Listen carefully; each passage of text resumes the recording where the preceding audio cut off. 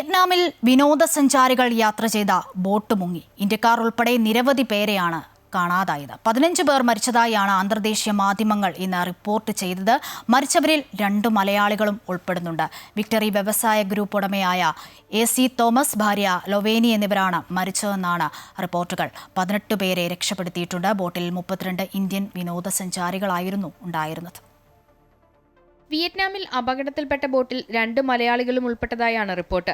വിയറ്റ്നാമിലെ ഏറ്റവും വലിയ ദ്വീപായ ഫുക്കോക്കിന് സമീപം ഇന്ത്യൻ വിനോദസഞ്ചാരികളുമായി സഞ്ചരിച്ച സ്പീഡ് ബോട്ട് മറിഞ്ഞ് വലിയ അപകടമാണ് ഉണ്ടായത്. അപകടത്തിൽ മരിച്ചവരിൽ ഏറിയ പങ്കും തമിഴ്നാട് സ്വദേശികളാണെന്നാണ് റിപ്പോർട്ടുകൾ പുറത്തുവരുന്നത്. മിൻഹുയ് ഫൂക്കോക്ക് ട്രേഡിംഗ് ടൂറിസം കമ്പനി പ്രവർത്തിപ്പിച്ചിരുന്ന ബോട്ടായ മേറൂട്ട് എൻഗോയ് ദ്വീപിൽ നിന്ന് അൽത്തോയ് തുറമുഖത്തേക്ക് മടങ്ങുന്നതിനിടെയാണ് അപകടത്തിൽപ്പെട്ടത്. യാത്ര തിരിച്ച് ഏകദേശം 400 മീറ്റർ പിന്നിട്ടപ്പോഴേക്കും പ്രാദേശിക സമയം ഉച്ചയ്ക്ക് 1 മണിയോടെയാണ് ബോട്ട് തലകീഴായി മറിഞ്ഞത്. ശക്തമായ കാറ്റും കടൽക്ഷോഭവുമാണ് ബോട്ട് മറിയാൻ കാരണമായതെന്നാണ് പ്രാഥമിക വിവരം.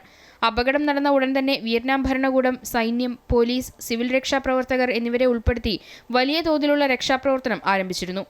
പരിക്കേറ്റവരിൽ ചിലരുടെ നില ഗുരുതരമാണെന്നാണ് വിവരം.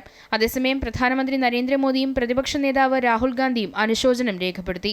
വിയറ്റ്നാം അധികൃതരുമായി ചേർന്ന് പരിക്കേറ്റവർക്ക് മികച്ച ചികിത്സ ഉറപ്പാക്കാനും ബാധിക്കപ്പെട്ട കുടുംബങ്ങൾക്ക് ആവശ്യമായ എല്ലാ അടിയന്തര സഹായങ്ങളും നിയമപരമായ നടപടികളും വേഗത്തിലാക്കാനും ഉദ്യോഗസ്ഥർ നിരന്തരം ശ്രമിച്ചു വരുന്നതായി പ്രധാനമന്ത്രി പ്രതികരിച്ചു. News desk, Amrita news.